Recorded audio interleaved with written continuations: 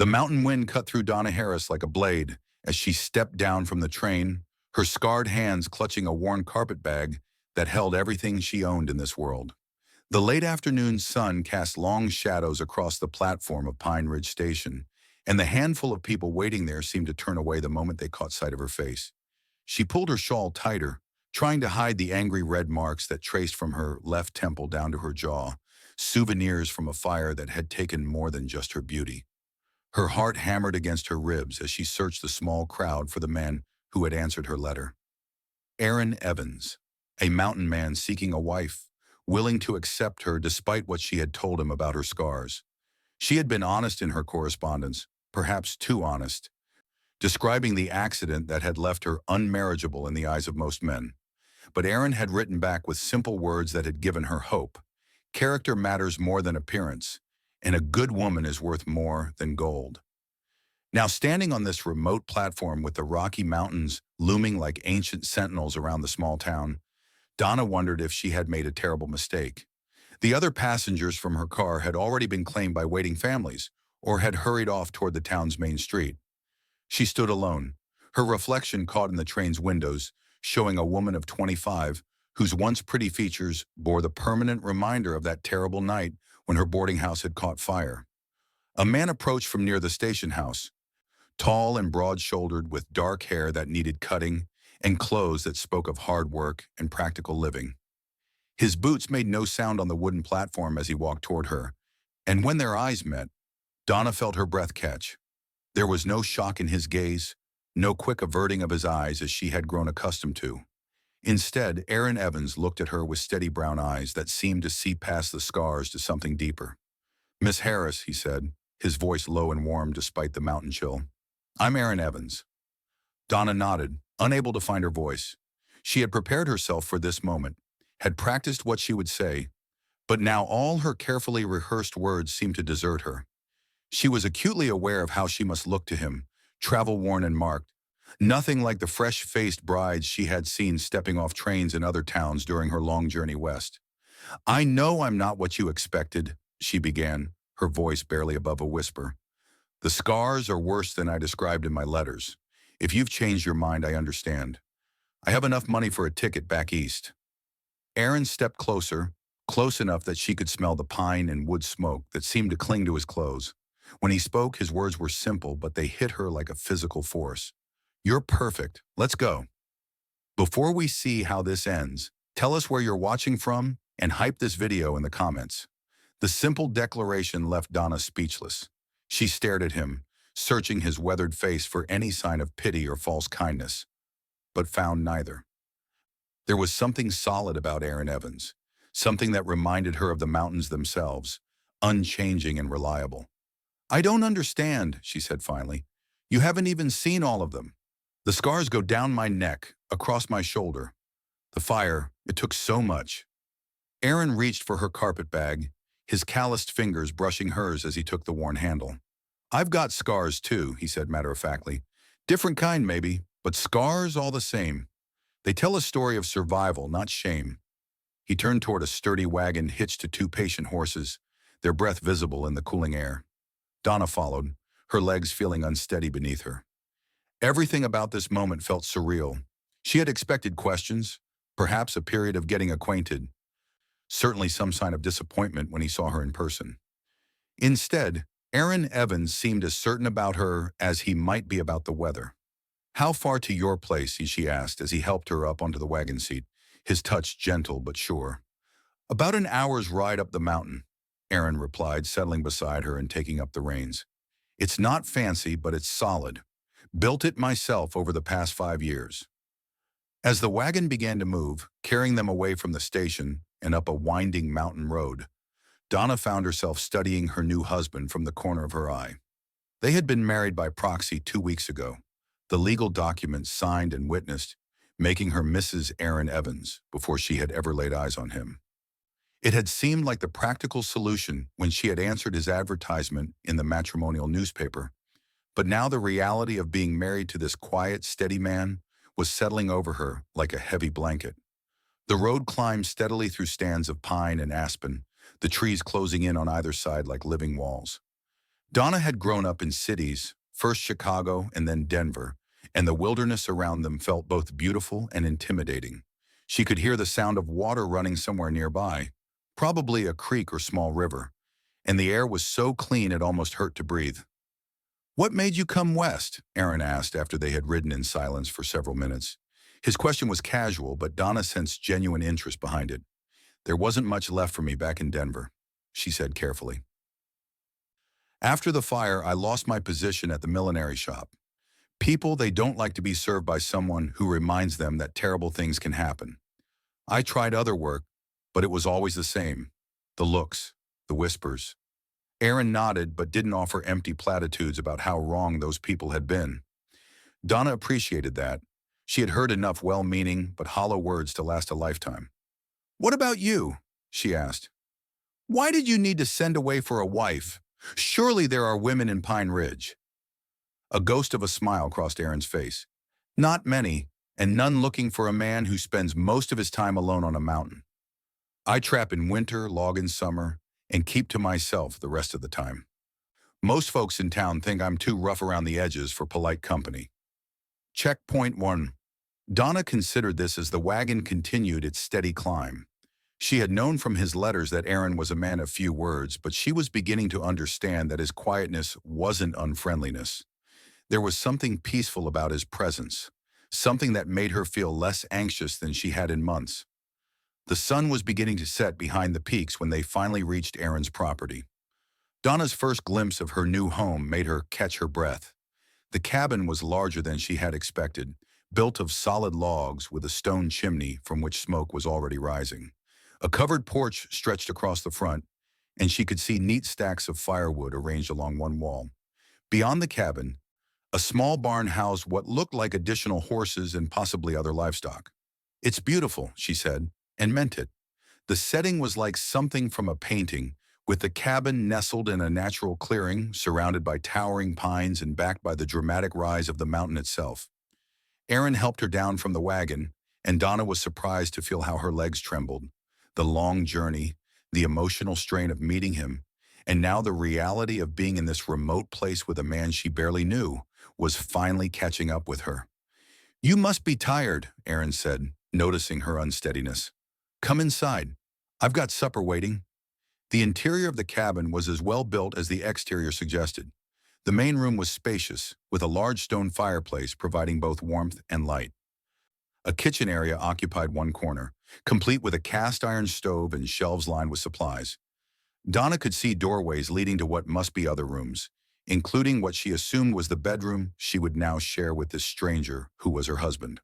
The thought made her stomach clench with nervousness. She had known, of course, that marriage would bring certain expectations, but the reality of it felt overwhelming.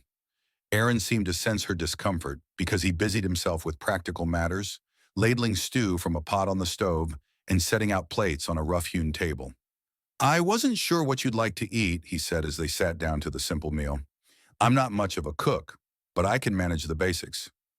The stew was actually quite good, rich with meat and vegetables, and Donna realized she hadn't eaten since early morning. As she ate, she became aware of Aaron watching her, not in a way that made her uncomfortable, but as if he were trying to learn something important about her. "You're not what I expected either," she said finally, meeting his gaze directly. "How so?" "Your letters were so formal, so proper. I thought you might be, well, more rough, more demanding." Aaron set down his spoon and leaned back in his chair. "I may live alone on a mountain, but my mother raised me to be a gentleman. Just because I trap animals and cut down trees doesn't mean I've forgotten how to treat a lady."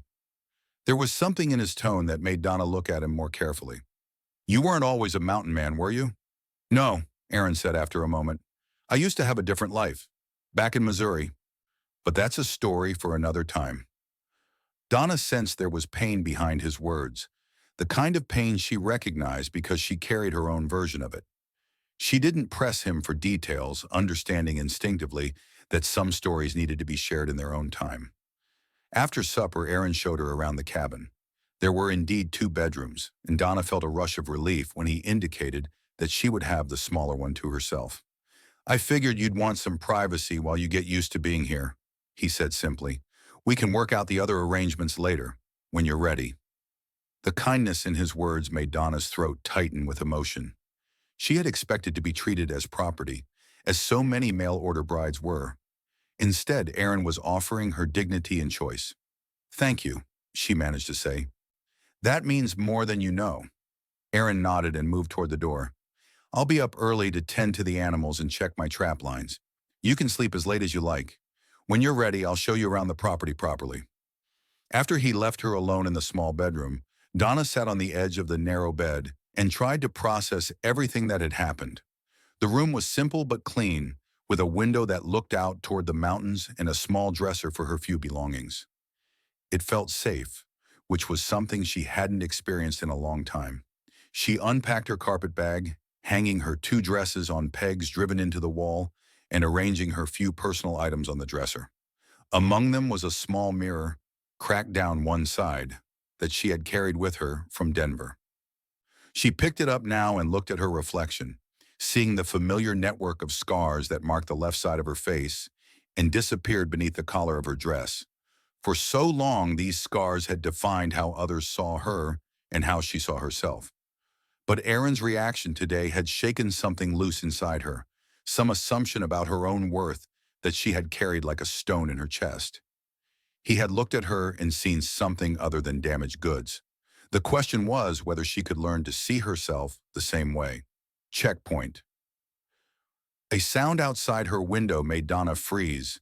It was subtle, like a branch breaking or something moving through the underbrush near the cabin. She held her breath, listening, but heard nothing more. Still, the feeling of being watched settled over her like a cold hand on her shoulder. She moved to the window and peered out into the gathering darkness. The moon was rising over the mountains, casting everything in silver light, but she could see nothing moving among the trees. Still, the feeling persisted, and she found herself wishing Aaron's room wasn't on the other side of the cabin. The next morning dawned clear and cold, with frost covering the ground outside her window. Donna woke to the sound of Aaron moving around in the main room, and she could smell coffee brewing and something cooking on the stove. She dressed quickly, choosing her better dress and taking extra care to arrange her hair so that it partially covered her scars. When she emerged from her room, she found Aaron at the stove, turning bacon in a cast-iron pan. He was already dressed for outdoor work, his clothes practical and worn but clean. "Morning," he said, glancing over his shoulder at her. "Sleep well?" "Yes, thank you." She didn't mention the strange feeling she had experienced the night before. In daylight, it seemed foolish, and probably nothing more than nerves about being in a new place. "I thought I'd show you around this morning," Aaron said, sliding eggs onto a plate beside the bacon. "Let you get your bearings before I head out to check the trap lines." They ate breakfast together, and Donna found herself more relaxed than she had been the day before. Aaron had a quiet way about him that was surprisingly comforting, and she was beginning to think that perhaps this arrangement might work out better than she had dared to hope. After breakfast, Aaron led her outside to show her the property.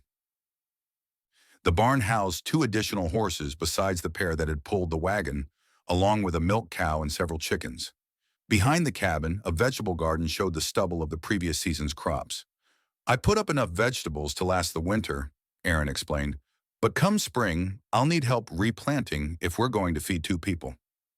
The casual way he included her in his future plans made something warm unfurl in Donna's chest. She had been afraid that he might see her as a temporary solution to his need for a wife, someone who could be easily replaced if she didn't work out. But his words suggested he was already thinking of them as a partnership. "I've never had a garden," she admitted, "but I'm willing to learn." Aaron nodded approvingly. "It's not complicated. The mountain soil is good once you know how to work with it."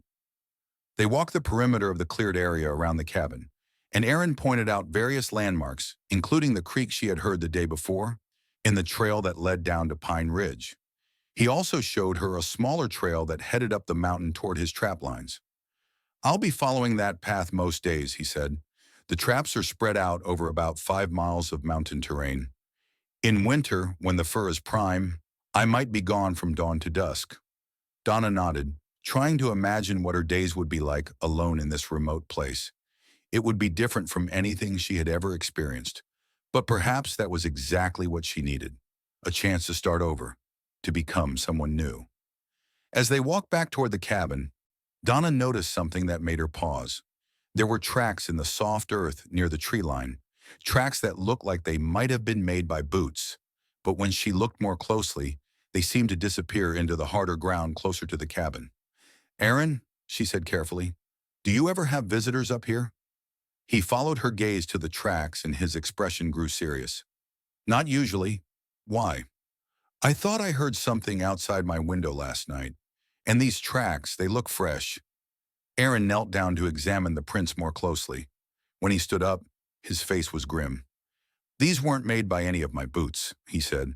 "Someone was here, probably last night after we went to bed." A chill ran down Donna's spine that had nothing to do with the mountain air. "Who would come up here in the dark?" "I don't know," Aaron said, but something in his tone suggested he might have suspicions. But whoever it was, they were watching the cabin. These tracks circle around to where they could see both the front door and the windows. The peaceful feeling Donna had been developing about her new home evaporated in an instant. The isolation that had seemed like a blessing now felt like a vulnerability. If someone meant them harm, there would be no one to hear them call for help. "What do we do?" she asked. Aaron was quiet for a long moment, his eyes scanning the tree line, as if expecting to see someone watching them even now. "For now, we go about our business," he said finally, "but we stay alert. And tonight, we make sure all the doors and windows are secured." As they walked back to the cabin, Donna couldn't shake the feeling that their peaceful morning had been shattered by something darker. The mountains that had seemed so beautiful and protective now felt full of hidden threats, and she wondered what other secrets Aaron's isolated home might be hiding. Checkpoint. Inside the cabin, Aaron moved with purposeful efficiency, checking the locks on the doors and examining the windows. Donna watched him work, noting how his easy manner from earlier had been replaced by something more alert and focused. "Aaron," she said as he tested the latch on the back door, "is there something you're not telling me about why someone might be watching us?" He paused in his work and looked at her directly. For a moment, she thought he might deflect her question or offer some reassuring but empty explanation. Instead, he moved to the kitchen table and sat down heavily, gesturing for her to join him. "There might be," he said carefully. "I wasn't sure it was connected, but now I'm thinking it could be." Donna sat across from him, her hands folded tightly in her lap. "Connected to what?" "About 3 weeks ago, I had some trouble in town. There's a man named Kevin Thomas who runs a logging operation down in the valley. He's been trying to buy up land around here, including mine. When I refused to sell, he made it clear he wasn't happy about it." "What kind of trouble?" Aaron's jaw tightened. "He accused me of sabotaging his equipment, said someone had been cutting his logging chains and damaging his saws. When I denied it, which I did because I had nothing to do with it, he got aggressive. Said he knew it was me because I was the only one with reason to want his operation to fail." Donna felt a growing sense of unease. "But you didn't do those things." "No, I didn't. But Kevin Thomas isn't the kind of man who lets go of a grudge easily. If he thinks I'm responsible for his problems, he might be looking for a way to make me pay for it." The implications of this were starting to sink in for Donna. "You think he might have been the one watching the cabin last night?" "It's possible. Or someone working for him." Aaron stood up and moved to the window, peering out toward the tree line. "The timing is suspicious. You arrived yesterday, and suddenly someone is skulking around in the dark." A terrible thought occurred to Donna. "Do you think he knows about me? About us getting married?" Aaron was quiet for a moment. "Word travels fast in a small town like Pine Ridge. If he's been keeping tabs on me, he probably knows about the marriage by now." The full weight of her situation began to settle on Donna's shoulders. She had come to this mountain seeking refuge from a world that had rejected her because of her scars, only to find herself potentially caught in the middle of someone else's conflict. The thought of being a target simply because she had married Aaron made her feel sick. "Maybe I should go back," she said quietly. "If my being here puts you in more danger, if it gives this Kevin Thomas more reason to cause trouble for you." "No." Aaron's response was immediate and firm. He turned from the window to face her, and she could see something fierce in his expression. "You're my wife now, Donna. That means something to me, even if we barely know each other. I won't let anyone drive you away from your own home." The word home hit her like a physical blow. It had been so long since she had felt like she belonged anywhere, since she had felt wanted rather than merely tolerated. The fact that Aaron was willing to defend her place here, even against potential danger, meant more to her than she knew how to express. "But what if he tries to hurt you because of me?" she asked. "Then he'll find out that I'm not as easy to intimidate as he might think." Aaron's voice was calm, but there was steel underneath it. "I didn't survive 5 years alone on this mountain by backing down from bullies." Despite her fear, Donna felt a flutter of something that might have been admiration. Aaron Evans might be a quiet man, but there was clearly more to him than met the eye. She was beginning to understand why he had chosen this isolated life, and why he might not be welcome in polite society. There was something untamed about him, something that belonged to the wilderness rather than civilization. "What do we do now?" she asked. "Now I go check my trap lines as planned," Aaron said. "But I want you to stay inside while I'm gone. Keep the doors locked and don't open them for anyone except me. If you see or hear anything suspicious, there's a rifle above the fireplace. Do you know how to use one?" Donna shook her head. She had never even held a gun, let alone fired one. "Then we'll have a lesson when I get back," Aaron said matter-of-factly. "Living up here, you need to know how to protect yourself." The thought of having to learn to shoot a rifle was terrifying, but Donna nodded.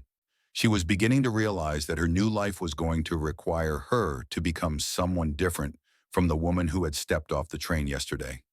Someone stronger, more capable, more willing to fight for what was hers. Aaron gathered his gear for checking the trap lines, including a rifle of his own and a heavy knife that he strapped to his belt. Seeing him armed made the potential danger feel more real, and Donna had to fight down a surge of panic. "How long will you be gone?" she asked as he prepared to leave. "Most of the day," Aaron replied. "The traps are spread out, and I want to check everyone. If someone is trying to cause trouble for me, they might target my livelihood as well as my property." After Aaron left, Donna found herself alone in the cabin for the first time since her arrival. The silence felt oppressive, broken only by the occasional creak of the building settling and the distant sound of wind in the trees.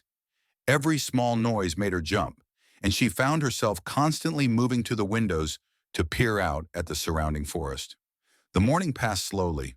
Donna tried to keep herself busy by exploring the cabin more thoroughly, familiarizing herself with Aaron's belongings and the supplies he had accumulated. She found evidence of a man who was both practical and thoughtful, someone who planned ahead and took care of his possessions. In a wooden chest, she discovered several books, their pages worn from reading. The titles surprised her: poetry by Wordsworth, novels by Dickens, and a volume of Shakespeare's plays.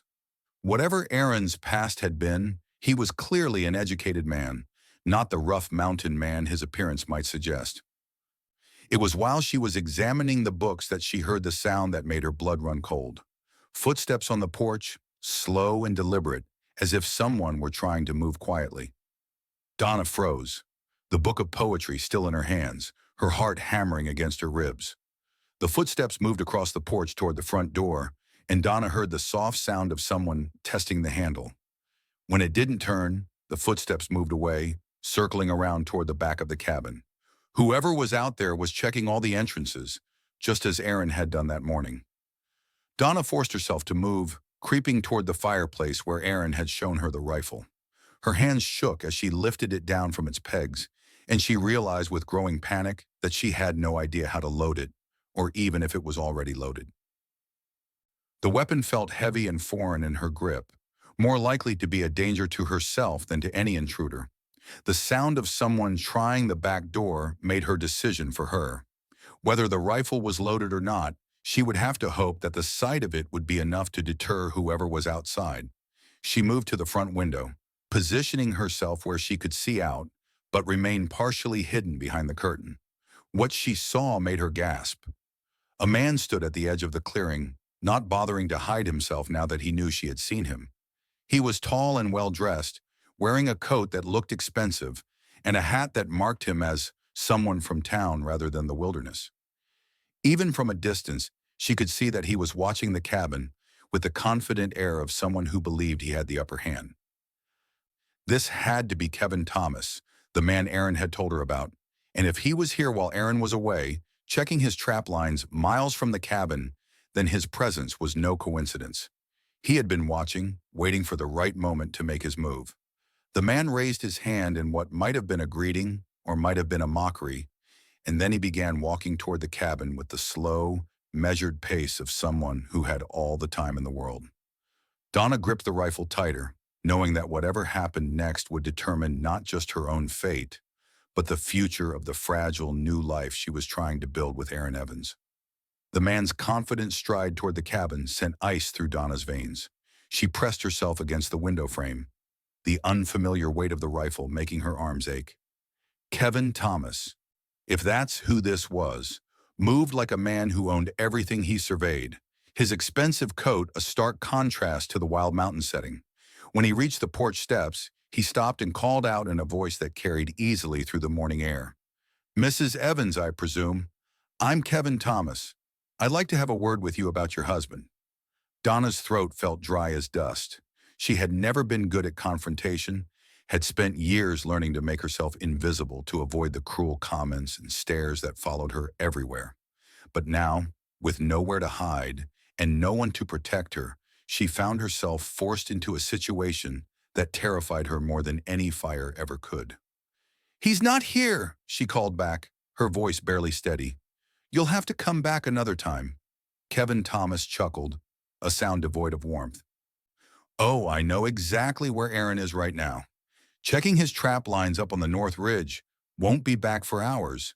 That's why I chose this particular time to pay you a visit." The casual way he revealed his knowledge of Aaron's movements made Donna's skin crawl.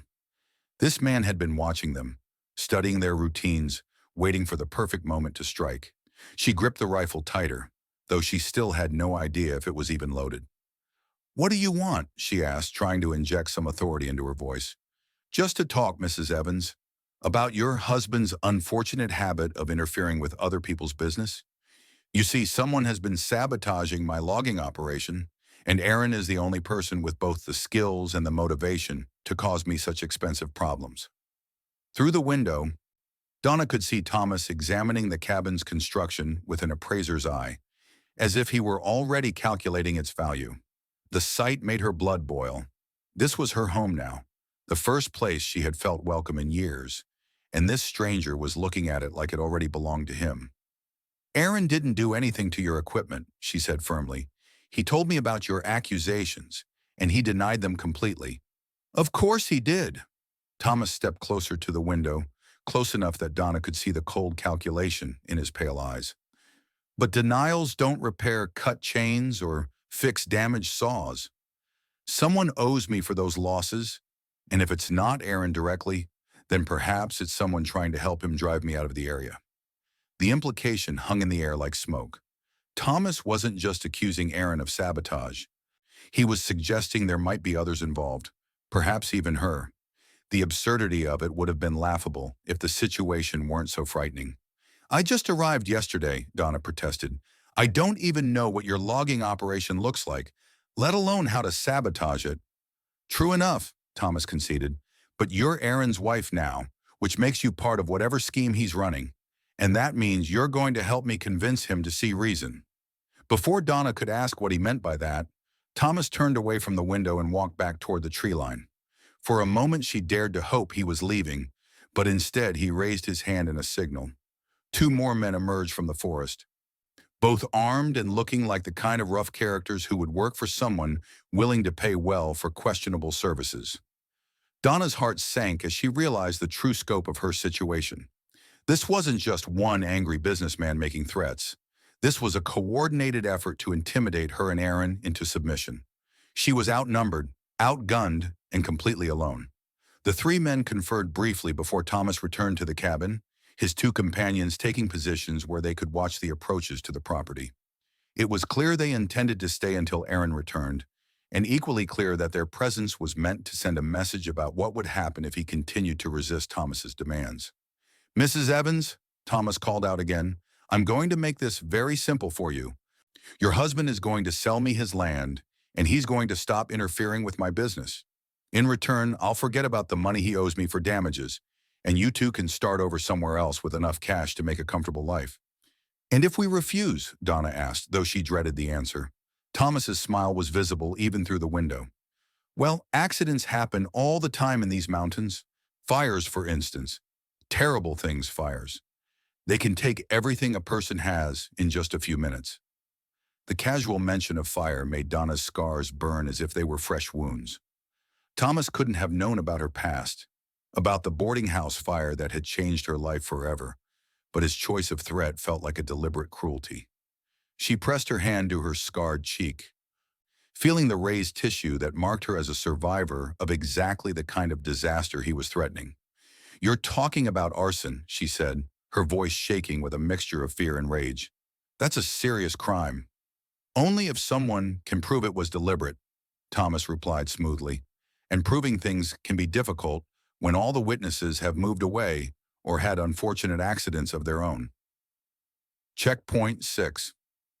The threat was clear enough that even Donna, inexperienced as she was in such matters, understood its implications. Thomas wasn't just threatening to burn down the cabin, he was threatening to hurt or kill anyone who might testify against him. The scope of his ruthlessness was becoming apparent, and she began to understand why Aaron had been so concerned about the footprints they had found that morning. "I need time to think," Donna said, stalling for time while she tried to figure out what to do. "This is a big decision, and I can't make it without talking to my husband." "Of course," Thomas said reasonably. "I'm a patient man. I'll wait right here until Aaron gets back, and then we can all discuss this together like civilized people." The word civilized, coming from a man who had just threatened arson and murder, struck Donna as grotesquely inappropriate, but she didn't dare say so. Instead, she moved away from the window, trying to think of some way to warn Aaron before he walked into this trap. The cabin suddenly felt like a prison. Thomas and his men had positioned themselves so that any attempt to leave would be immediately spotted, and even if she could somehow slip away, she had no idea which direction Aaron had gone or how to find him in the vast wilderness of his trap lines. She found herself pacing the main room like a caged animal, the rifle still clutched in her hands. Every few minutes she would return to the windows to check on Thomas and his companions, but they remained in their positions, patient as predators waiting for their prey to return. As the morning wore on, Donna began to notice other details that increased her anxiety. One of Thomas's men had positioned himself near the barn, close enough to threaten the horses if needed. The other had found a spot with a clear view of the trail Aaron would use when returning from his trap lines. They weren't just planning to intimidate Aaron, they were preparing to prevent any escape if the confrontation went badly. The realization that she might be witnessing the prelude to violence made Donna feel sick. She had fled to this mountain to escape the cruelty of civilization, only to find herself caught in something potentially much worse. The scars on her face were reminders of how quickly disaster could strike, how completely a life could be changed in a matter of moments. But as the hours passed, something else began to grow alongside her fear. Anger. These men had invaded her home, threatened her husband, and were planning to destroy the first place she had felt safe in years. The woman who had stepped off the train in Pine Ridge might have cowered and submitted, but that woman was already changing, shaped by the mountain air and Aaron's quiet confidence in her worth. She found herself thinking about the book she had discovered in Aaron's chest, particularly the volume of Shakespeare. One line from Hamlet came back to her now. "Though this be madness, yet there is method in it." Perhaps there was a method to be found in her own desperate situation. Moving carefully to avoid being seen from outside, Donna began to explore the cabin more systematically. Aaron was clearly a man who believed in being prepared for trouble, and she hoped he might have left something that could help even the odds. In a drawer of the kitchen table, she found a box of ammunition that fit the rifle she carried. Her hands shook as she figured out how to load the weapon, but the mechanical process helped calm her nerves. In another drawer, she discovered something even more useful, a detailed map of the surrounding area, marked with Aaron's trap lines and various landmarks. If she could somehow get this information to him, he might be able to avoid walking directly into Thomas's ambush.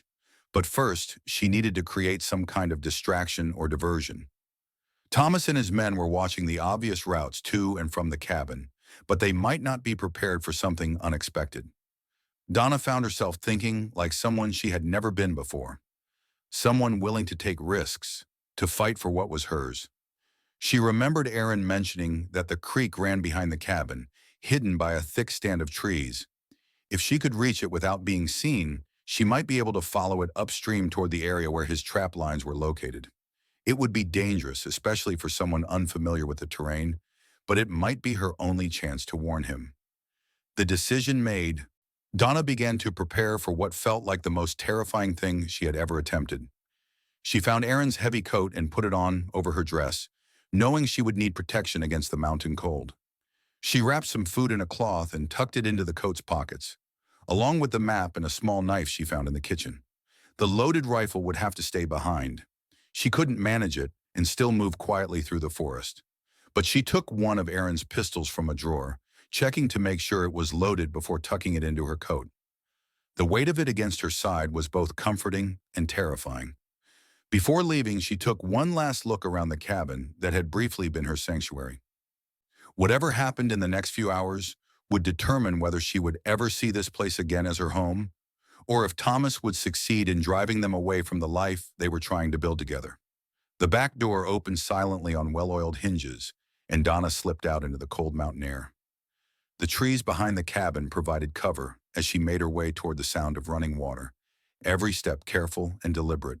Behind her, she could hear Thomas talking to one of his men, their voices carrying clearly in the thin air. Checkpoint 7. The creek was larger than she had expected, running fast and clear over a bed of smooth stones.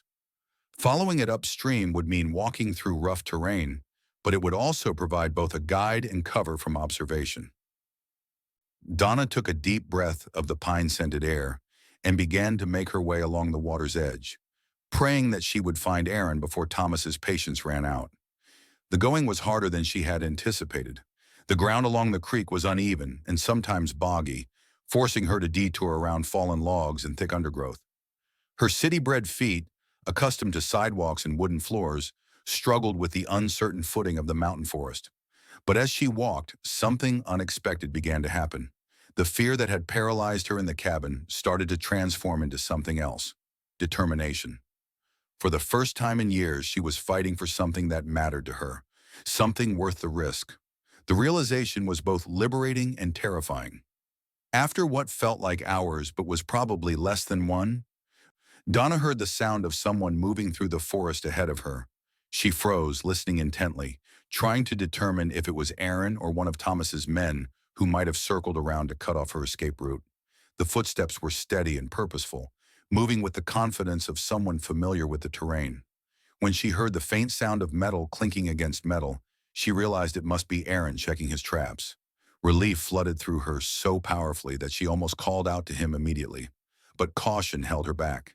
If Thomas's men were nearby, shouting Aaron's name might bring them running. Instead, she began to move more carefully toward the sound, using the creek's noise to mask her approach. When she finally saw him, Aaron was kneeling beside a trap set near a game trail, his rifle propped against a nearby tree. He looked completely absorbed in his work, unaware of the danger waiting for him at home. The sight of his calm competence made Donna realize how much she had already come to depend on his steady presence. "Aaron," she whispered, just loud enough to be heard over the water. He spun toward her voice, his hand moving instinctively toward the pistol on his belt. When he saw her emerging from the trees, his expression shifted from alert caution to shocked concern. "Donna, what are you doing out here? I told you to stay at the cabin." She stumbled toward him, exhaustion and relief making her legs unsteady. "Kevin Thomas is there. He's waiting for you with 2 other men. They're armed, and they're threatening to burn down the cabin if you don't sell them the land." Aaron's face went hard as granite. "How long have they been there?" "Most of the morning. Thomas knew exactly when you left and where you were going. He's been watching us, Aaron. He planned this." Aaron helped her sit on a fallen log, his eyes already scanning the forest around them as if expecting Thomas's men to appear at any moment. "Are you hurt? Did they threaten you directly?" "Not physically, but Thomas made it clear that accidents could happen to anyone who opposed him. He specifically mentioned fires." Donna's voice broke slightly on the last word. and she saw Aaron's expression soften as he remembered her scars. "That bastard," Aaron muttered, his jaw clenched with anger. "He's gone too far this time." "What do we do?" Donna asked. "He has men positioned around the cabin. Even if we tried to get help from town, they'd see us coming long before we could reach Pine Ridge." Aaron was quiet for a long moment, clearly thinking through their options. When he spoke, his voice was calm but determined. "We're not running, and we're not giving in to his threats. This is our home, and I'll be damned if I let some greedy businessman drive us off our own land." "But there are 3 of them, and they're armed." "So am I," Aaron replied grimly. "And I know this mountain better than they ever will. That gives us advantages they don't expect." He stood up and began gathering his gear, moving with the efficient speed of a man accustomed to making quick decisions in dangerous situations. "There's something I need to tell you, Donna. Something about my past that might help you understand why I'm not afraid of men like Kevin Thomas." Donna waited, sensing that whatever he was about to reveal would be important. "I wasn't always a trapper and logger," Aaron said as he shouldered his pack. "Before I came to these mountains, I was a soldier. I fought in the war, saw action in some of the worst battles. I know what it's like to face men who want to kill me, and I know how to fight back." The revelation explained so much about Aaron that Donna had wondered about. His alertness, his careful way of assessing situations, the sense that he was always prepared for trouble. It also explained why he had chosen such an isolated life after the war ended. "Is that why you came here?" she asked. "To get away from all that?" "Partly," Aaron admitted. "I'd seen enough of what men could do to each other. I wanted someplace peaceful, someplace where I could build something instead of destroying it, but it looks like the violence found me anyway." They began moving back toward the cabin, but instead of following the creek, Aaron led them on a circuitous route through the forest that would bring them to a position overlooking their home. His movements were silent and sure, and Donna found herself trying to match his careful footwork. "What's the plan?" she whispered as they made their way through a thick stand of pine trees. "First, we see exactly what we're dealing with," Aaron replied. "Then we make Thomas and his men understand that threatening my wife was the biggest mistake they ever made. Checkpoint." The tone in Aaron's voice when he said "my wife" sent an unexpected thrill through Donna. Despite everything that was happening, despite the danger they were facing, she felt a surge of something that might have been pride. Aaron Evans was claiming her, defending her, treating her as someone worth fighting for. It was a feeling she had never experienced before. They reached a rocky outcrop that provided a clear view of the cabin and surrounding area. Aaron pulled out a small telescope and studied the scene below, his expression growing grimmer as he took in the positions of Thomas's men. "They're professionals," he said quietly, handing Donna the telescope. "Look at how they've positioned themselves. They have clear fields of fire and good cover. This isn't just intimidation. They're prepared for a real fight." Through the telescope, Donna could see Thomas still standing near the cabin's front porch, looking relaxed and confident. His 2 companions had indeed chosen their positions well, with one covering the barn and the other watching the main trail. It looked hopeless. "Maybe we should try to get to town after all," she suggested. "Find the sheriff, get some help." Aaron shook his head. "The sheriff is Alan Morgan, and he's in Thomas's pocket. Has been for years. Thomas owns half the businesses in Pine Ridge, and Morgan knows which side his bread is buttered on. Even if we could reach town without being caught, Morgan would probably arrest us for disturbing the peace." The corruption ran deeper than Donna had realized. Thomas wasn't just a businessman willing to use violence. He was part of a system that would protect him from the consequences of his actions. The isolation that had seemed like such a blessing when she arrived now felt like a trap. "Then what do we do?" she asked, trying to keep the despair out of her voice. Aaron lowered the telescope and looked at her directly. "We fight, but not the way they expect us to. These men are used to intimidating people who can't fight back. They're not prepared to deal with someone who knows how to turn their own tactics against them." He began sketching a rough map in the dirt, marking the positions of Thomas's men and the various approaches to the cabin. "The key is to separate them, make them think they're dealing with more opposition than they actually are. If we can create enough confusion, we might be able to take them one at a time." Donna studied the makeshift battle plan, trying to understand what Aaron was proposing. It seemed impossibly dangerous, but she was beginning to realize that all their options were dangerous. The question was whether they would face that danger on their own terms or wait for Thomas to dictate the confrontation. "What do you need me to do?" she asked, surprising herself with the steadiness of her voice. Aaron looked at her with something that might have been admiration. "Are you sure? This isn't going to be like anything you've ever experienced. Once we start this, there's no going back." Donna thought about the woman who had stepped off the train in Pine Ridge, scarred and ashamed, convinced that she deserved whatever scraps of kindness the world might offer her. That woman felt like a stranger now, someone from a different life entirely. "I'm sure," she said. "This is my home too now. I won't let them take it from us." Aaron nodded, and she could see respect in his eyes. "All right then, here's what we're going to do." The plan he outlined was complex and risky, requiring precise timing and more than a little luck. But it also played to their advantages. Aaron's knowledge of the terrain, their ability to move unseen through the forest, and the element of surprise that came from Thomas's assumption that they were helpless. "The most important thing," Aaron emphasized, "is that we don't give them any reason to think we're working together. As far as they know, you're still trapped in the cabin, and I'm walking into their ambush completely unaware. That's the only way this works." Donna nodded, though the thought of being separated from Aaron again, even temporarily, made her stomach clench with anxiety. She had found safety in his presence, and the idea of facing Thomas's men alone, even as part of a larger plan, terrified her. "I'll be watching," Aaron assured her, as if he could read her thoughts. "The moment things go wrong, I'll be there. But you need to trust me, and you need to trust yourself. You're stronger than you think, Donna. Stronger than those scars ever let you believe." His words hit her like a physical blow, not because they hurt, but because they offered a vision of herself that she had never dared to imagine. Strong, capable, worth defending. The woman Aaron saw when he looked at her was someone Donna was only beginning to discover. They spent another hour going over the details of the plan, with Aaron pointing out landmarks and escape routes, making sure Donna understood every aspect of what they were attempting. As the afternoon sun began to sink toward the western peaks, casting long shadows across the mountain landscape, they prepared to put their desperate gamble into motion.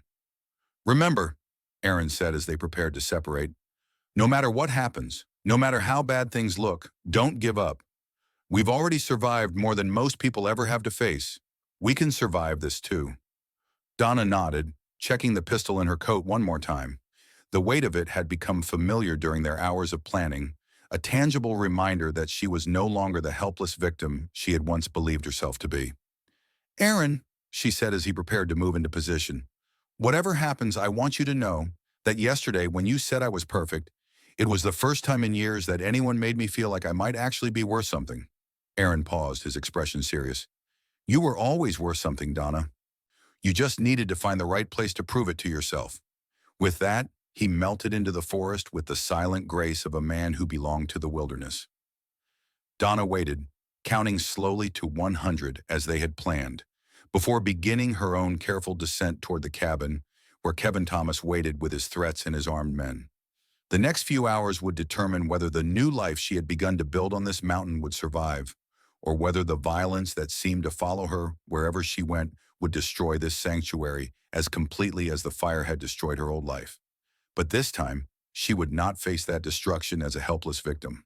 This time, she would fight back. Checkpoint. The cabin looked exactly as she had left it hours earlier, but everything felt different now. Thomas and his men were still in position, but their relaxed confidence had been replaced by something more alert and dangerous.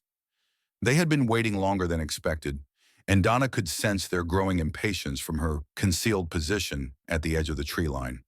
She forced herself to move slowly, deliberately, as if she were simply returning from a walk rather than executing the first phase of a desperate plan. The pistol in her coat felt impossibly heavy, and she had to resist the urge to check its position every few steps. Thomas spotted her first, straightening from his casual lean against the porch railing. "Mrs. Evans, there you are. We were beginning to worry that something might have happened to you." The false concern in his voice made Donna's skin crawl, but she managed to keep her expression neutral. I needed some air. Being trapped inside all morning was making me feel sick. Of course, Thomas replied smoothly. The mountain air can be overwhelming for someone not used to it, but I'm afraid I have some unfortunate news. Your husband should have been back by now, and I'm starting to worry that he might have had an accident up in those trap lines. The implied threat was clear, but Donna forced herself to react with concern rather than anger. An accident? What kind of accident? Oh, all sorts of things can happen to a man alone in the wilderness. Falls, animal attacks, equipment failures, very dangerous work, trapping. I've been trying to convince Aaron to give it up, find something safer, more profitable.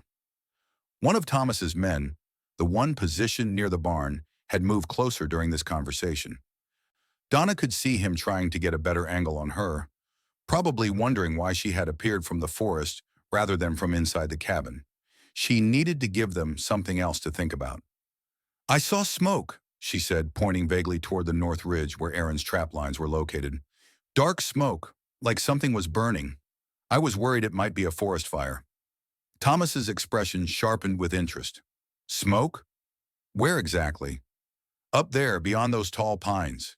It looked like it was coming from the direction Aaron went this morning.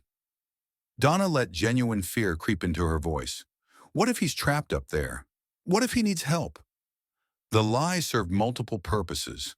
It explained her absence from the cabin, gave Thomas's men something to worry about besides her movements, and potentially drew their attention away from the approaches Aaron would be using to get into position. She could see Thomas weighing her words, trying to decide if the smoke was real or if she was attempting some kind of deception. David, Thomas called to the man near the barn, take a look up toward the north ridge. See if you can spot any smoke. David Reyes moved to comply, pulling out his own telescope and scanning the distant mountains. While he was distracted, Donna took the opportunity to study the positions of all three men more carefully. Thomas remained near the cabin, but he had moved closer to the door, probably planning to use her as a shield if shooting started. The third man, Charles Lee, was still watching the main trail, but had shifted to get a better view of the area where she had emerged from the trees.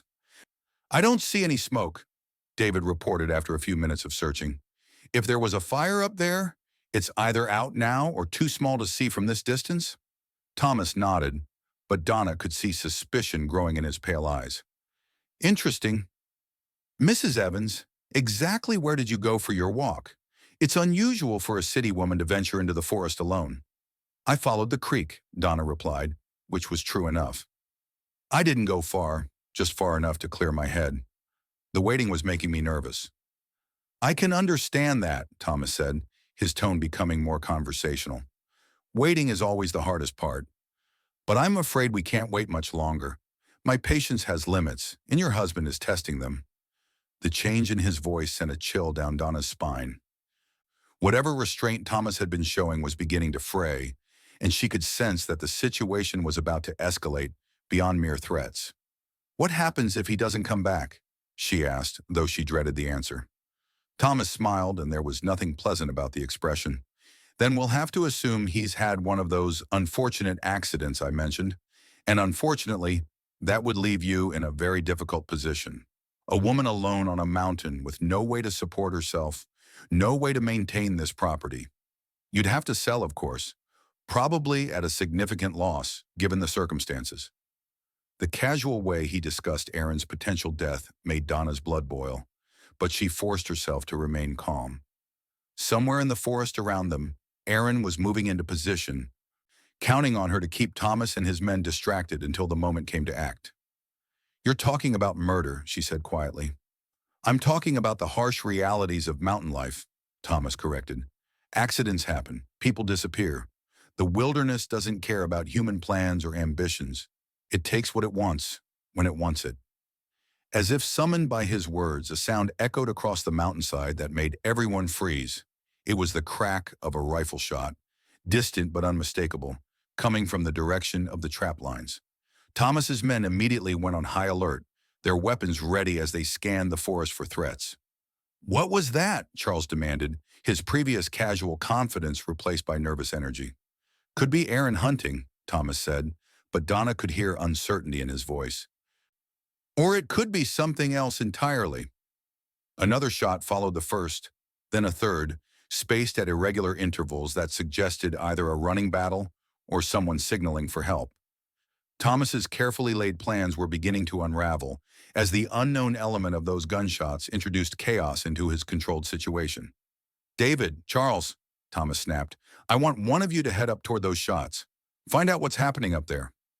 Which one of us? David asked, clearly reluctant to leave his position. I don't care. Just go. We need to know if Aaron Evans is still alive, and if he is, what kind of game he's playing. Charles Lee started to move toward the forest, but before he could take more than a few steps, another sound stopped him cold. This time it wasn't a gunshot, but something far more ominous. The howl of wolves, close enough that it seemed to come from just beyond the tree line. Donna felt her heart skip a beat. Wolves were dangerous enough under normal circumstances, but a pack of them could turn this already volatile situation into a complete disaster. She could see the same realization dawning on Thomas's face as he processed the implications of having armed men, potential prey animals, and hungry predators all occupying the same small area. Nobody moves, Thomas ordered, his voice tight with tension. Wolves won't attack unless they feel threatened or cornered. As long as we stay calm and don't run, they'll probably move on. But even as he spoke, more howls joined the first, creating a chorus that seemed to surround the cabin. Whatever pack had wandered into their confrontation was large and vocal, and their presence changed every calculation that Thomas had made about controlling this situation. In the growing chaos of gunshots, wolf howls, and nervous men with weapons, Donna realized that Aaron's plan was working even better than they had hoped. Thomas and his men were no longer focused on intimidating her or waiting for Aaron to walk into their trap. Instead, they were dealing with multiple unknown threats that had turned their carefully orchestrated ambush into a confused and dangerous standoff. The question now was whether she and Aaron could take advantage of the confusion before the situation spiraled completely out of control. As another rifle shot echoed across the mountain and the wolves answered with their wild song, Donna prepared herself for whatever came next, knowing that the next few minutes would determine whether she would survive to see another sunset on her mountain home. The wolf howls grew closer, and Donna could see the genuine fear creeping into Thomas's eyes as he realized his carefully orchestrated intimidation had become something far more dangerous. The sound of another rifle shot, this one closer than the others, made all three men flinch and grip their weapons tighter. This is getting out of hand, David muttered, his earlier confidence completely evaporated. We should get out of here before those wolves decide we look like dinner. Thomas's jaw worked as he tried to maintain control of a situation that was rapidly spiraling beyond his ability to manage. Nobody moves until I say so. We came here to finish this business with Aaron Evans, and that's exactly what we're going to do. But even as he spoke, another sound joined the cacophony of gunshots and wolf calls. This time it was the unmistakable crack of breaking branches, as if something large was moving through the forest at high speed. The sound was coming from multiple directions, creating the impression of chaos spreading through the wilderness around them. Donna knew this had to be Aaron's doing, but the execution was far more elaborate than anything they had discussed. Somehow he had managed to create the illusion of multiple threats converging on their position, turning Thomas's ambush into a desperate defensive situation. There, Charles shouted, pointing toward a gap in the trees where movement was visible. Something's coming through the forest. Something big. Thomas raised his rifle toward the movement, but before he could fire, a new voice cut through the mountain air. It was Aaron's voice, but it seemed to come from everywhere at once, echoing off the rock faces and bouncing through the trees in a way that made it impossible to pinpoint his location. Kevin Thomas, Aaron called out, his words carrying clearly despite the acoustic confusion. You made a mistake coming to my home. You made a bigger mistake threatening my wife. Now you're going to learn what happens to men who don't know when to leave well enough alone. Thomas spun in a circle, trying to locate the source of Aaron's voice, his rifle tracking back and forth uselessly. Show yourself, Evans. Let's settle this like men instead of playing games in the forest. Aaron's laughter drifted down from somewhere above them, and Donna realized he must have climbed into the rocks that overlooked the cabin. From that vantage point, he would have a clear view of all three men while remaining virtually invisible to them. Like men? Aaron's voice carried a note of contempt. The way you threatened a woman while her husband was away? The way you brought armed thugs to intimidate people on their own property? You wouldn't recognize honor if it bit you on the backside, Thomas.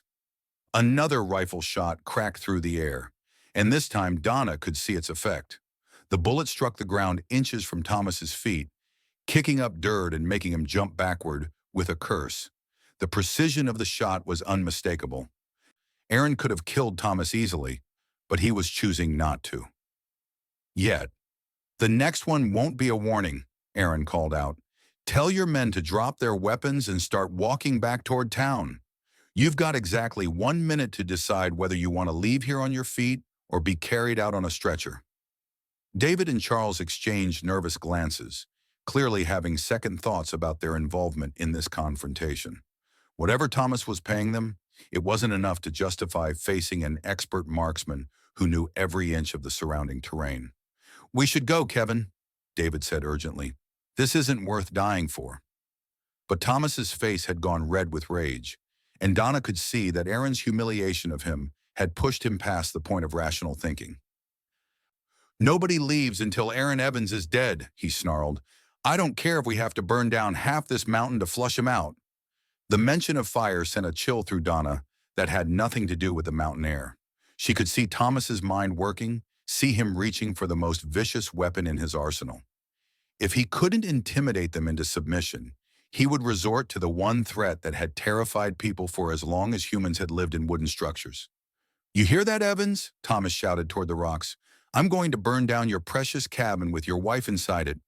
Let's see how long you can hide in those rocks while you watch everything you care about turn to ash. Thomas pulled something from his coat, and Donna's heart stopped as she recognized the shape of a bottle with a rag stuffed into its neck.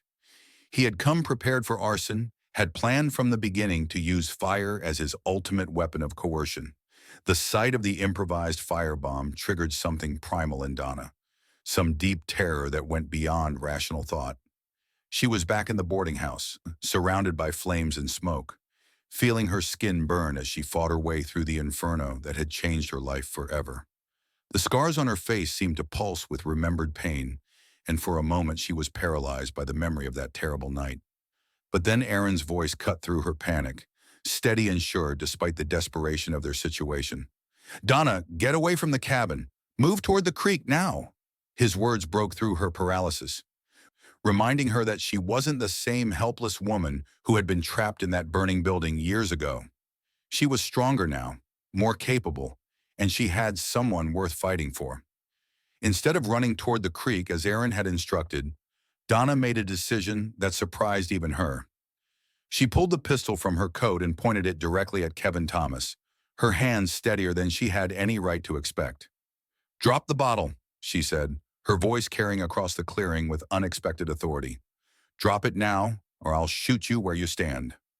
Thomas turned toward her with a sneer, clearly not taking the threat seriously. You don't have the spine for it, lady. You're just a scarred-up city woman who doesn't belong on this mountain anyway. The casual cruelty of his words, the dismissive way he reduced her to nothing more than her physical damage, ignited something fierce and protective in Donna's chest. She thought of Aaron calling her perfect, of the way he had looked at her without flinching, of the home they were trying to build together on this beautiful, dangerous mountain. You're wrong, she said quietly. I belong here more than you ever will. The pistol bucked in her hands as she pulled the trigger, and Thomas's bottle exploded in a shower of glass and kerosene. The liquid splashed across his coat and the ground around him, filling the air with fumes that made everyone's eyes water. Thomas stared at her in shock, clearly not having expected her to actually fire. In that moment of surprise, Aaron struck with the precision of a man who had learned warfare in the crucible of battle. Checkpoint 11. The rifle shot came from above, and David Reyes crumpled to the ground, clutching his shoulder, his own weapon spinning away across the dirt. Before Charles could react, another shot rang out, and he too was down, his leg buckling beneath him as Aaron's bullet found its mark. Both men were wounded but alive, testament to Aaron's skill and his unwillingness to kill unless absolutely necessary. Thomas, however, remained standing and unharmed, though the destruction of his firebomb had left him momentarily stunned. "It's over, Thomas," Aaron called from his position in the rocks. "Your men are down, your threats are empty, and you're outnumbered on ground you don't understand. Walk away while you still can." But Thomas's rage had pushed him beyond reason. Instead of surrendering, he pulled a pistol from his belt and began firing wildly toward the rocks where Aaron's voice had come from. The shots went wide, ricocheting off stone and whining away into the forest, but their reckless nature made them dangerous to everyone in the area. Donna dove for cover behind a stack of firewood as bullets flew overhead. From her hiding place, she could see David and Charles crawling toward the tree line, both wounded but determined to escape the crossfire. Their loyalty to Thomas had evaporated the moment real bullets started flying. Aaron's response was swift and final. His rifle cracked once more, and Thomas's pistol flew from his hand as the bullet shattered his wrist. The businessman fell to his knees, clutching his injured arm and screaming curses that echoed off the surrounding peaks. The sudden silence that followed was almost as startling as the gunfire had been. Even the wolves had gone quiet, as if the violence had driven them deeper into the forest. Only the sound of Thomas's labored breathing and the distant whisper of wind through the pines remained. Aaron emerged from the rocks with the fluid grace of a man completely at home in the wilderness. His rifle was held ready but not threatening, and his eyes swept the area to ensure that all the immediate dangers had been neutralized. "Donna," he called softly, "are you hurt?" She stood up from behind the firewood, surprised to find that her legs were steady, despite everything that had just happened. "I'm fine. What about you?" "I'm fine too." Aaron moved to check on the wounded men, his expression grim but professional. "David, Charles, you need to get medical attention. Can you make it to town on your own, or do I need to help you?" David nodded weakly, his face pale from blood loss, but his eyes clear. "We can manage. This wasn't supposed to happen, Evans. Thomas said it would be simple intimidation, nothing more." "It never is," Aaron replied. "Help your friend there and get out of my sight. If I see either of you on my property again, I won't be aiming for arms and legs." The two wounded men helped each other toward the trail that led down to Pine Ridge, moving slowly but steadily away from the cabin and the confrontation that had gone so badly wrong for them. That left Thomas, still kneeling in the dirt and clutching his shattered wrist. Aaron approached him carefully, keeping his rifle ready in case the businessman had any more surprises hidden in his expensive coat. "Your men are gone, your weapons are destroyed, and you're bleeding on my property," Aaron said conversationally. "I'd say that makes you the loser in this particular contest." Thomas looked up at him with eyes full of hatred and pain. "This isn't over, Evans. I have connections, influence, money. I'll find a way to destroy you and everything you care about."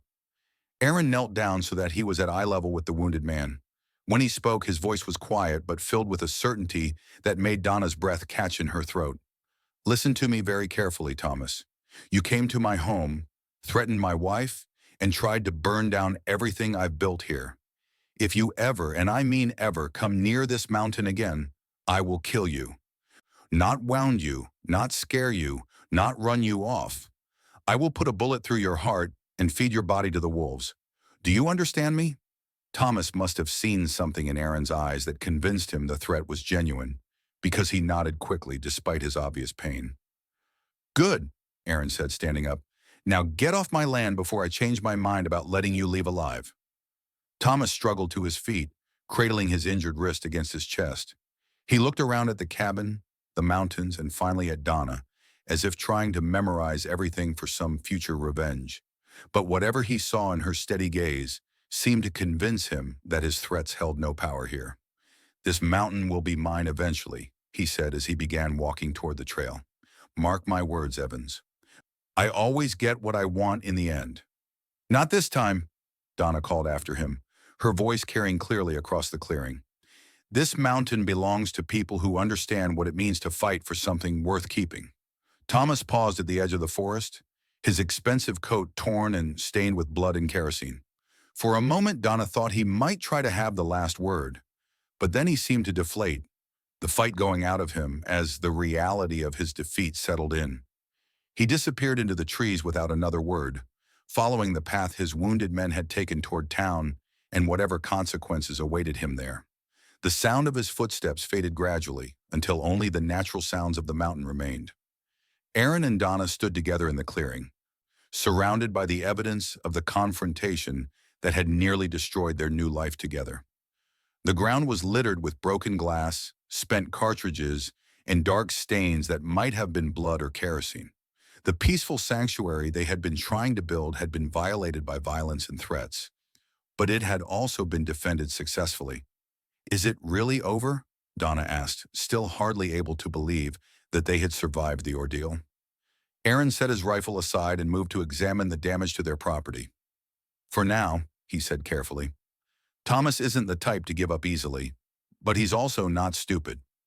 He knows that coming back here would be suicide, and he values his own skin too much to risk it." Donna walked to where Thomas's improvised firebomb had exploded, looking down at the shattered glass and the dark stain of kerosene soaking into the earth. The sight should have terrified her, should have brought back all the old nightmares of flame and smoke and burning skin. Instead, she felt something she had never experienced before, a sense of victory over the fear that had controlled her life for so long. "I shot the bottle out of his hand," she said wonderingly.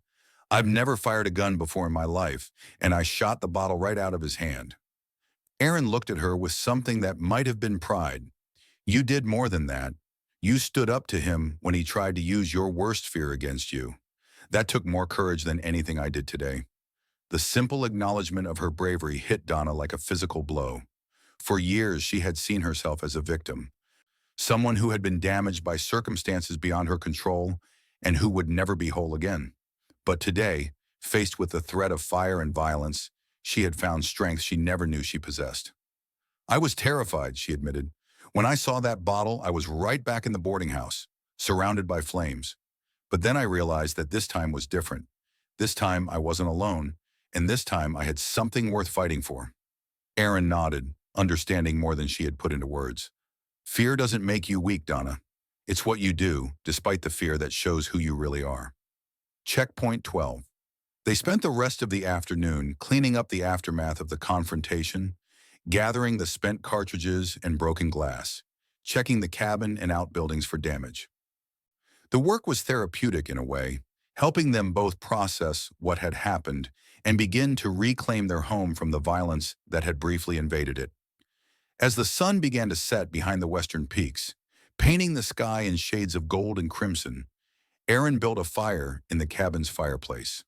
The flames danced behind the iron grate, providing warmth and light without the threat that fire had once represented for Donna. She found herself watching the flames without flinching, marveling at how something that had once filled her with terror could now seem so peaceful and welcoming. The change wasn't just about the fire. It was about her entire relationship with fear and vulnerability. "Aaron," she said as they sat together at the kitchen table, sharing a simple meal of bread and stew, "what you said about your past, about being a soldier, was it very bad?" Aaron was quiet for a long moment, staring into his coffee cup as if it held answers to questions he had been avoiding. "Bad enough," he said finally. "I saw things that no person should have to see, did things that still wake me up some nights. When the war ended, I couldn't go back to the life I'd had before. Too much had changed, including me." Donna reached across the table and placed her hand over his, feeling the calluses and scars that marked him as a man who had lived through violence and hard work. "Is that why you came to the mountains? To get away from all that?" "Partly," Aaron admitted, "but also because I needed to prove to myself that I could build something instead of just destroying it. This cabin, the life I've made here, it's my way of putting something good back into the world." The honesty in his words made Donna's throat tighten with emotion. She was beginning to understand that Aaron had his own scars, his own fears and vulnerabilities that he had been learning to overcome. The difference was that his wounds were invisible, hidden beneath the surface where only he could see them. "What about you?" Aaron asked. "The fire that gave you those scars, what happened?" It was Donna's turn to be quiet, to wrestle with memories she had spent years trying to forget. But sitting in this cabin, warmed by the firelight and surrounded by the evidence of their shared victory over Thomas's threats, she found that the memories had lost some of their power to hurt her. I was working at a millinery shop in Denver, she began slowly, living in a boarding house with other working women. One night, a lamp got knocked over in the kitchen, and the whole building went up like kindling. I was on the third floor when the fire started, and by the time I realized what was happening, the stairs were already blocked. Erin's hand tightened over hers, offering silent support as she continued. I had to jump from a window to escape, landed in some bushes that broke my fall, but not before the flames caught my dress, my hair, my face. I spent weeks in the hospital, and when I finally healed enough to leave, I discovered that my old life was gone. The shop owner let me go because he said my appearance would frighten customers. The other women at the boarding house, the ones who survived, they looked at me like I was a walking reminder of their own mortality. So you answered my advertisement, Erin said, understanding the chain of events that had brought her to his mountain. I answered dozens of advertisements, Donna corrected. Most men never wrote back once I described my scars. The few who did respond usually changed their minds when they met me in person. You were the first one who looked at me and saw something other than damaged goods. Erin stood up and moved around the table to kneel beside her chair. When he spoke, his voice was gentle but firm. Those scars don't make you damaged, Donna. They make you a survivor. They tell the story of a woman who faced the worst thing that could happen to her and came through it with her spirit intact. Tears ran down Donna's cheeks, but for the first time in years, they weren't tears of shame or self-pity. They were tears of relief, of finally being seen and accepted for who she truly was, rather than what had happened to her. I love you, she whispered, the words surprising her even as she spoke them. I know we barely know each other. I know this marriage started as a practical arrangement, but what I feel for you is real. Erin's weathered face softened with an expression she had never seen before. I love you too, he said simply. I think I started falling in love with you the moment you stepped off that train, scared and scarred and still brave enough to start over in a place you'd never seen. He leaned forward and kissed her, gently at first and then with growing passion. Donna felt something inside her chest unfurl like a flower opening to the sun. Some part of herself that had been locked away since the fire finally free to feel and hope and love. When they finally broke apart, Erin rested his forehead against hers. We should probably talk about what happens next, he said practically. Thomas may be gone for now, but he's not the type to forget a humiliation like this. We need to be prepared for whatever he might try in the future. Donna nodded, but she found that the prospect of future threats didn't terrify her the way it would have just days ago. Whatever comes, we'll face it together, she said with quiet confidence. I'm not the same woman who stepped off that train, Erin. Today proved that to me. No, you're not, Erin agreed. You're stronger, braver, more capable than you ever gave yourself credit for. But you always had that strength inside you. You just needed the right circumstances to let it show. They talked long into the night, making plans for their future together and discussing the practical matters of life on the mountain. Erin would continue his trapping and logging, but he would also teach Donna the skills she would need to be truly self-sufficient in this wilderness setting. She would learn to shoot properly, to hunt and fish, to read the signs that warned of changing weather or approaching danger. More importantly, they would build their partnership on a foundation of mutual respect and genuine affection, something that neither of them had dared to hope for when they had entered into their mail-order marriage arrangement. As the fire burned low in the grate and the mountain night settled around their cabin, Donna felt a peace she had never experienced before. The scars on her face would always be there, a permanent reminder of the fire that had changed her life. But now she understood that those scars were not marks of shame or weakness. They were badges of survival, proof that she had faced the worst and emerged stronger. The woman who had stepped off the train in Pine Ridge had been broken, convinced that she was unworthy of love or respect. The woman who sat in this mountain cabin, planning a future with the man she loved, was whole in ways that had nothing to do with physical perfection. Checkpoint 13. The next morning dawned clear and cold, with frost covering the ground and the distant peaks gleaming white against a sky so blue it hurt to look at. Donna woke in her own bed, but for the first time since her arrival, the separation from Erin felt temporary rather than permanent. They had crossed some invisible threshold during the previous day's violence and the night's quiet conversations, moving from strangers bound by legal documents to partners united by choice and affection. She dressed carefully, choosing her better dress and taking time to arrange her hair in a way that no longer attempted to hide her scars. The face that looked back at her from the cracked mirror was still marked by fire, but it was also marked by something new: confidence. Aaron was already up and moving around the cabin when she emerged from her room, but his morning routine had a different quality to it. He moved with the same quiet efficiency as always, but there was something lighter about his manner, as if some burden he had been carrying had finally been lifted. "Morning," he said, glancing up from the coffee he was brewing. "Sleep well?" "Better than I have in years," Donna replied honestly. "What's the plan for today?" Aaron poured coffee into 2 cups and handed one to her, their fingers brushing in a way that sent warmth up her arm. "First, we need to check the property thoroughly. Make sure Thomas and his men didn't leave any unpleasant surprises behind. Then I want to teach you to shoot properly.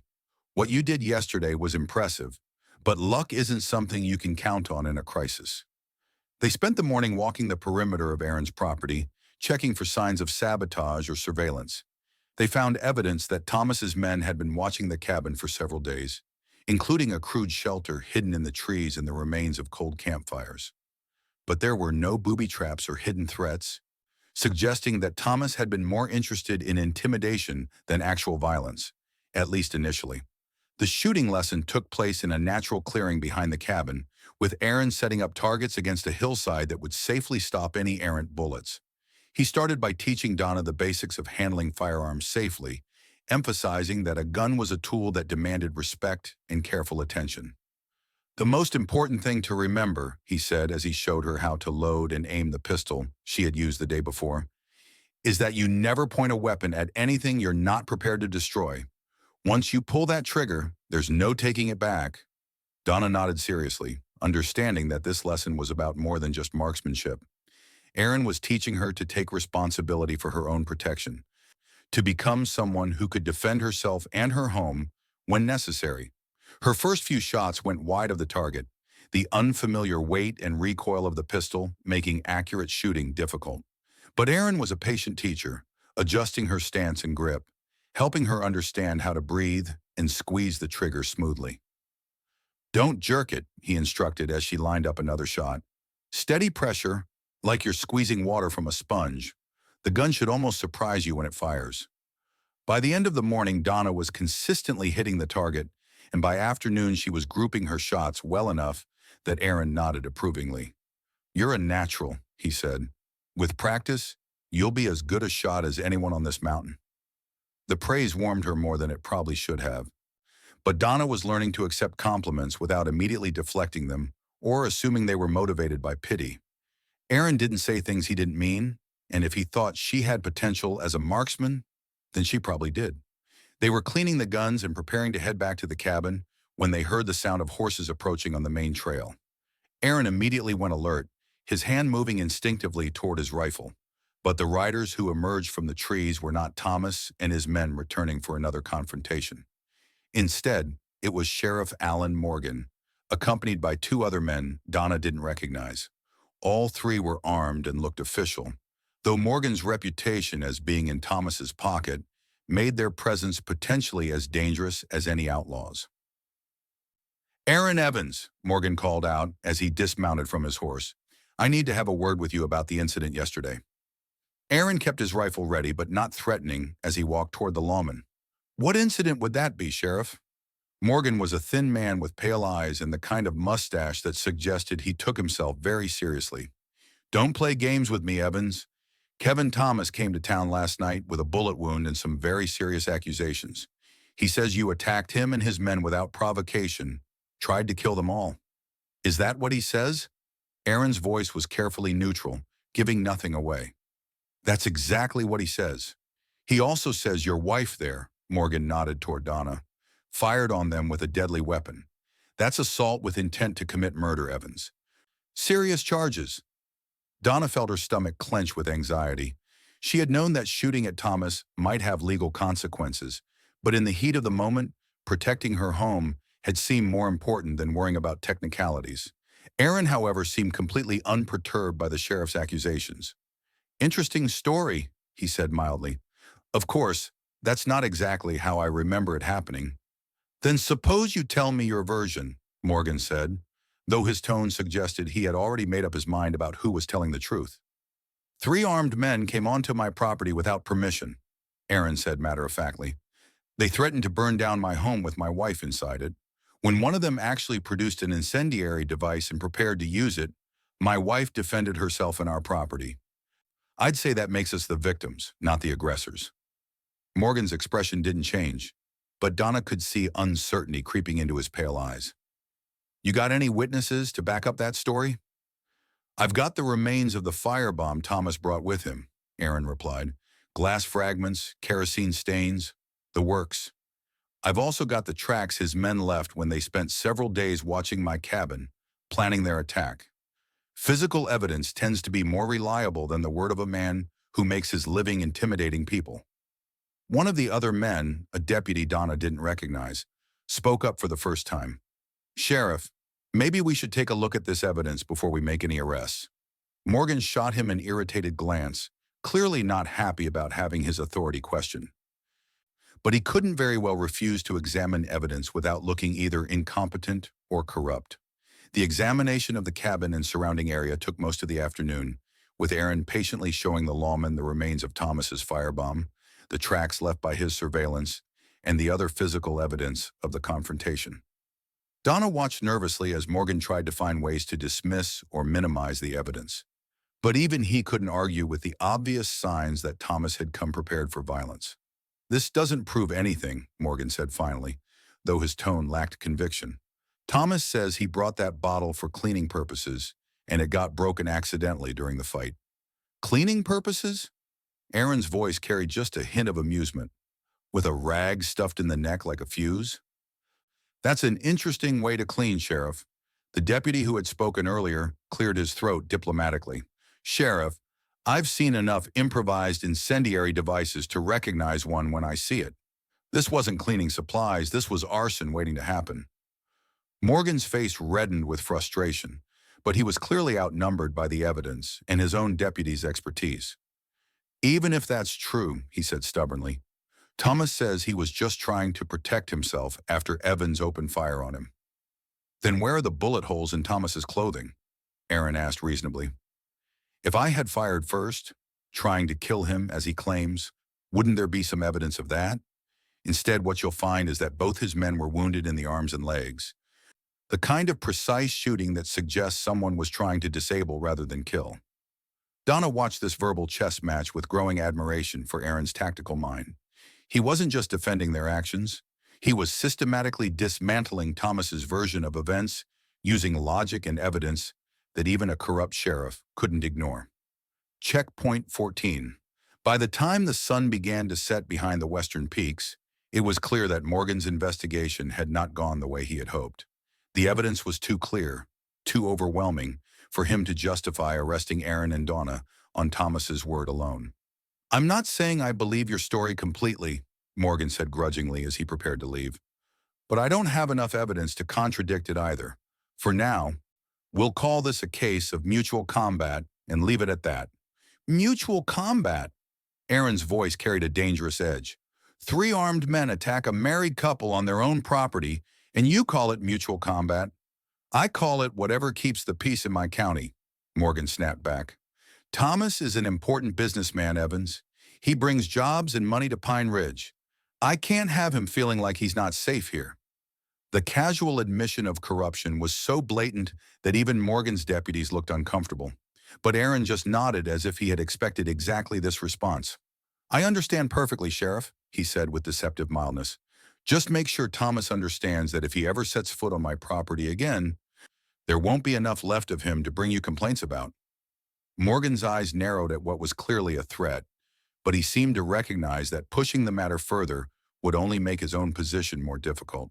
I'll pass along your message, he said stiffly, but I'd advise you to be very careful about any future incidents. My patience isn't unlimited. After the lawman left, Aaron and Donna stood together in the gathering twilight, watching the dust settle behind their horses. The confrontation with Morgan had been less violent than the one with Thomas, but in some ways more disturbing because it revealed the depth of corruption that protected men like Thomas from the consequences of their actions. Will he cause more trouble for us? Donna asked. Probably, Aaron admitted, but not directly. Morgan knows that the evidence is on our side, and his deputies saw it too. If something happens to us now, people will ask questions he won't want to answer. They walked back toward the cabin, and Donna found herself marveling at how different this place felt from the sanctuary she had first seen just days ago. It was still beautiful, still peaceful in its mountain setting, but now it was also proven ground, a place where she and Aaron had stood together against threats and emerged victorious. Aaron, she said as they reached the porch, I've been thinking about what you said yesterday, about building something instead of destroying it. I want to be part of that, not just as your wife, but as your partner in whatever we're trying to create here. Aaron paused with his hand on the door latch, turning to look at her with an expression she couldn't quite read. What did you have in mind? I don't know yet, Donna admitted, but I know I don't want to be just someone who keeps house while you do all the real work. I want to contribute something meaningful, something that makes this place better than it was before I arrived. Aaron smiled, and she could see genuine pleasure in his expression. I was hoping you'd feel that way. There's plenty of work for two people up here, if you're willing to learn. I'm willing, Donna said firmly. I want to learn everything. Hunting, trapping, logging, whatever it takes to make this place succeed. I want to be the kind of partner you deserve. You already are, Aaron replied, opening the door and gesturing for her to enter first. You proved that yesterday when you stood up to Thomas. Everything else is just details we can work out as we go. Inside the cabin, they prepared their evening meal together, moving around each other in the kitchen with an ease that suggested they had been married for years rather than days. The domestic routine felt natural and comfortable, a sharp contrast to the violence and tension that had dominated the previous day. As they ate, they talked about practical matters: what crops to plant in the spring garden, how to expand the cabin if they decided to start a family, which trap lines were most productive and which might be worth abandoning. The conversation was mundane in the best possible way, the kind of planning that couples do when they expect to have a future together. After dinner, they sat together by the fireplace, Donna working on mending a tear in one of Aaron's shirts while he cleaned and oiled his rifles. The domestic scene was peaceful and companionable, but Donna found her thoughts drifting to larger questions about their life together. Aaron, she said, looking up from her sewing, do you ever think about having children? The question seemed to catch him off guard, and he paused in his work to consider his answer carefully. I used to, he said finally. Before the war, I always assumed I'd have a family someday. After the war, I wasn't sure I had anything good enough inside me to pass on to a child. And now, Aaron set down the rifle he had been cleaning and looked directly at her. Now I think maybe I do, especially if I had the right partner to help me raise them. The simple statement hit Donna like a physical blow. Not because it hurt, but because it offered a vision of the future that she had never dared to imagine for herself. Children, a family, people who would love her not despite her scars, but because she was their mother, their foundation, their source of strength and comfort. I'd like that, she whispered, her voice thick with emotion. I'd like that very much. Aaron moved from his chair to sit beside her on the small sofa, taking her hands in his. Then that's what we'll work toward, he said simply. A family, a home, a life worth living. He kissed her then, gently at first, and then with growing passion, and Donna felt the last of her old fears and insecurities melt away like snow in the spring sun. She was no longer the damaged woman who had stepped off the train in Pine Ridge, convinced that she was unworthy of love or happiness. She was Aaron's wife, his partner, his equal in every way that mattered. When they finally broke apart, Aaron rested his forehead against hers. I have something for you, he said, reaching into his pocket and pulling out a small object wrapped in cloth. Donna unwrapped it carefully, gasping when she saw what lay inside. It was a ring, simple but beautiful, carved from what looked like mountain jade and polished to a soft green glow. I made it myself, Aaron said, suddenly shy, from a stone I found up near the high meadows.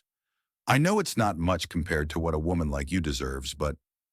It's perfect, Donna interrupted, slipping the ring onto her finger where it fit as if it had been made specifically for her. It's absolutely perfect. The ring was more than just jewelry. It was a symbol of everything they had built together in their few days as husband and wife.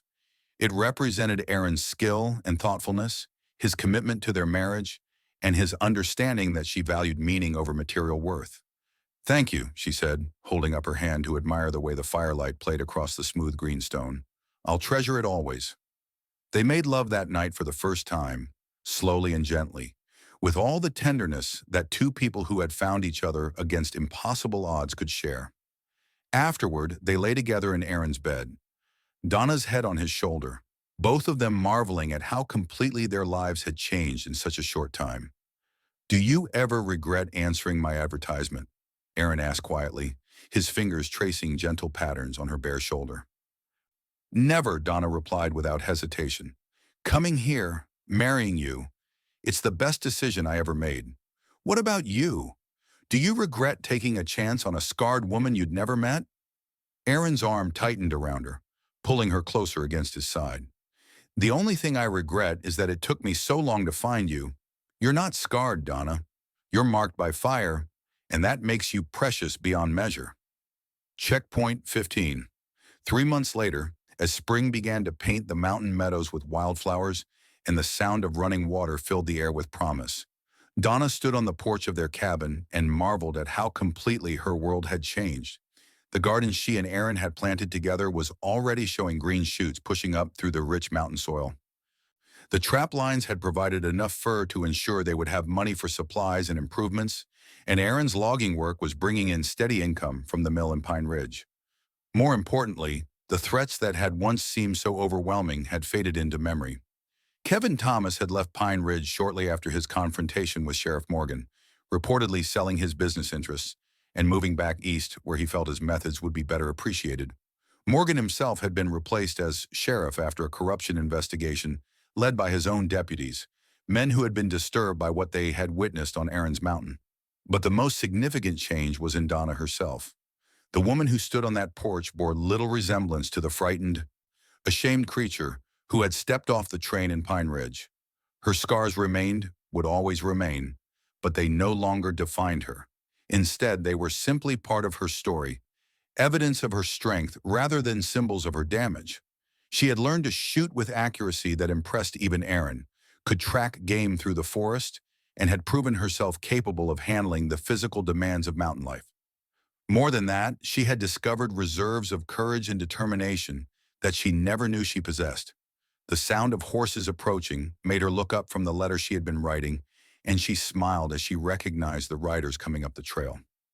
Ruth Rogers and Kelly Ruiz, two women from Pine Ridge who had become her friends over the winter months, were visiting for their weekly social call. "Donna," Ruth called out as she dismounted from her horse, "how are you feeling today?"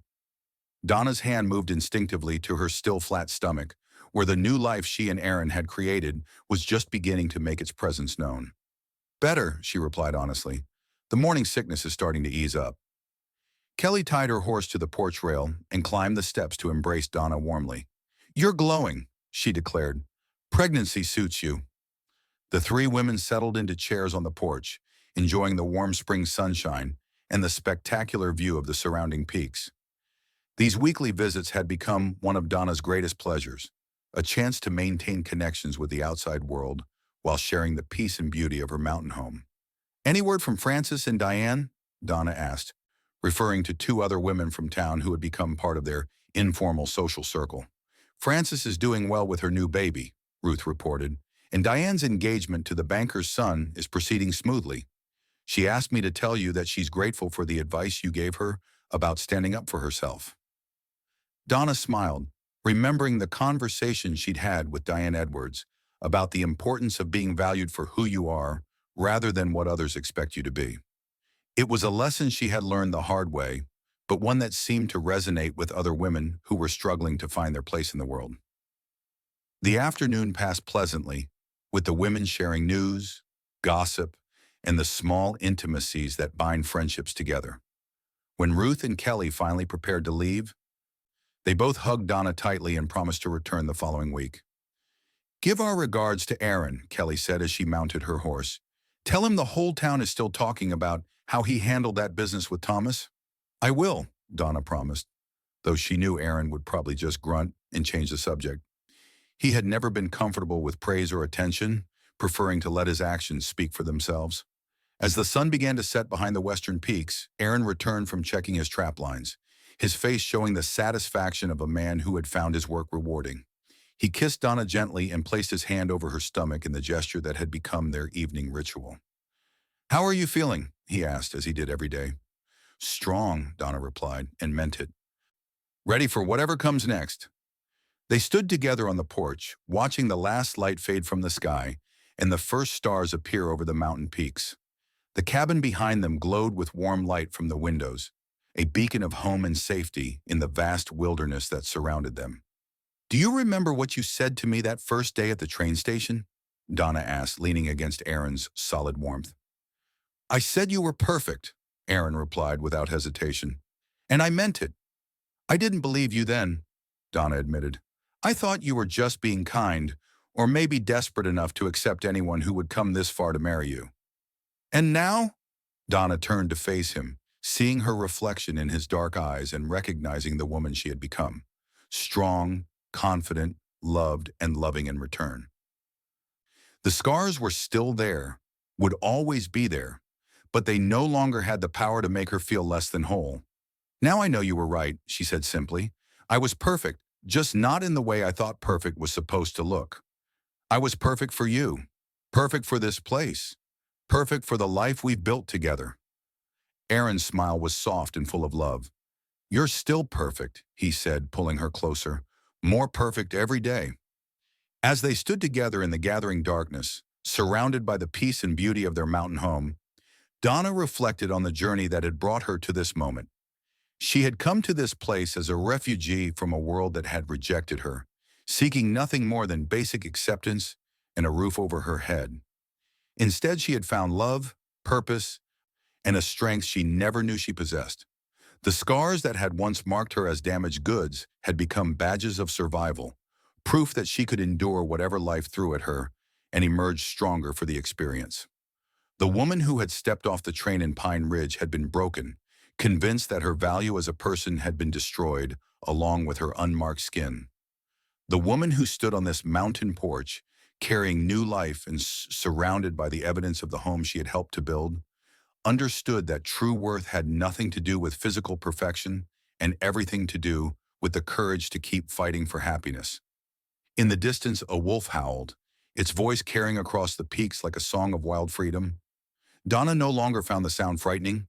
Instead, it seemed like a celebration, a recognition that she had found her place in this untamed landscape and made it her own through determination, love, and the unwavering support of the man who had seen her true value from the very beginning. Let's go inside, Aaron said softly, his arm around her shoulders. Our child needs rest, and so do you. Donna nodded, taking one last look at the star-filled sky above their mountain sanctuary. Tomorrow would bring new challenges, new opportunities to grow and learn and build their life together. But tonight, she was content to be exactly where she was, exactly who she was, in the arms of the man who had looked at her scarred face and seen perfection. As they walked into their cabin, closing the door against the mountain night, Donna carried with her the knowledge that she had finally found her home, not just a physical place, but a sense of belonging that went deeper than geography or architecture. She belonged here, with Aaron, in this life they had created together against all odds. The fire in the hearth welcomed them with its warm glow, and Donna settled into Aaron's arms with the deep satisfaction of a woman who had found her place in the world. The scars on her face caught the firelight, but they no longer told a story of damage and loss. Instead, they spoke of survival, of strength, of a woman who had walked through fire and emerged refined rather than destroyed. Outside, the mountain wind sang through the pines, carrying with it the promise of spring, of new life, of endless possibilities for two people brave enough to build their dreams in the wilderness. And in the cabin, surrounded by the evidence of their love and partnership, Donna Harris Evans closed her eyes and smiled, knowing that she was exactly where she belonged.